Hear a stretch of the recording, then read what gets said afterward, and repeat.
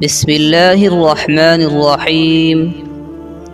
সম্মানিত সুধীবৃন্দ, মিশকাত শরীফের 4 নম্বর হাদিসের মধ্যে হযরত আব্দুল্লাহ ইবনে উমর রাদিয়াল্লাহু তাআলা আনহু বর্ণনা করেছেন, রাসূলুল্লাহ সাল্লাল্লাহু আলাইহি ওয়াসাল্লাম বলেছেন, বুনিয়াল ইসলামু আলা খামসিন, শাহাদাতি আল্লাহ ইলাহা ইল্লাল্লাহ ওয়া আন্না মুহাম্মাদুর রাসূলুল্লাহ ওয়া ইকামিস সালাহ ওয়া ইতাইজ যাকাহ ওয়াল হজ্জি ওয়া সাওমি রমাদান।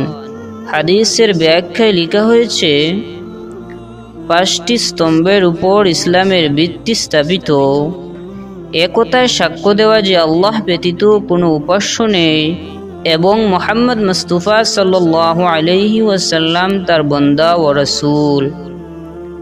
নামাজ কায়েম করা, যাকাত দেওয়া, হজ করা ও রমজান মাসের রোজা রাখা, এটা মুত্তাফাক আলাইহি হাদিস, অর্থাৎ এই হাদিস থেকে ইমাম বুখারী ও ইমাম মুসলিম উভয় মুহাদ্দিস ইবনে উমর রাদিয়াল্লাহু তাআলা আনহু থেকে বর্ণনা করেছেন। এই হাদিসে ইসলাম ধর্মকে 5টি খুঁটি বিশিষ্ট একটি ঘরের সাথে তুলনা করা হয়েছে। খুঁটি ব্যতীত যেমন ঘর হয় না, তেমনি এ 5টি জিনিসের কোনো একটি বাদ দিয়েও ইসলাম হয় না। শুধুমাত্র গড়ের খুঁটিকে যেমন গড় বলা যায় না, তেমনি কেবল এই 5টি বিষয়কেই ইসলাম বলা যায় না। এই 5টি জিনিস ছাড়াও ইসলামের আরও অনেক গুরুত্বপূর্ণ আমল রয়েছে। খুঁটি হলো গড়ের বুনিয়াদ। অনুরূপভাবে এই 5টি জিনিস হচ্ছে ইসলাম ধর্মের বুনিয়াদী জিনিস।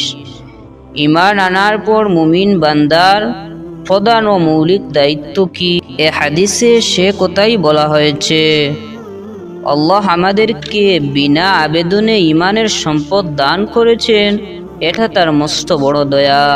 এবার আমাদের কর্তব্য 4টি আমলের মাধ্যমে তার দাসত্ব প্রকাশ করা। 5 গানা নমাজ কায়েম করে দিনে 5 বার আল্লাহর শাহী দরবারে হাজিরি দেওয়া। মালদার হলে 40 ভাগের 1 ভাগ যাকাত দিয়ে আল্লাহর জন্য মাল ব্যয় করা। রমজান মাসে রোজা পালন করে আল্লাহকে পাওয়ার সাধনা করা। সামর্থ্য থাকলে জানমাল ব্যয় করে হজ করা। আল্লাহ রব্বুল আলামিন যেন আমাদের সকলকে আমলের তৌফিক দান করেন। আমিন ইয়া রাব্বাল আলামিন।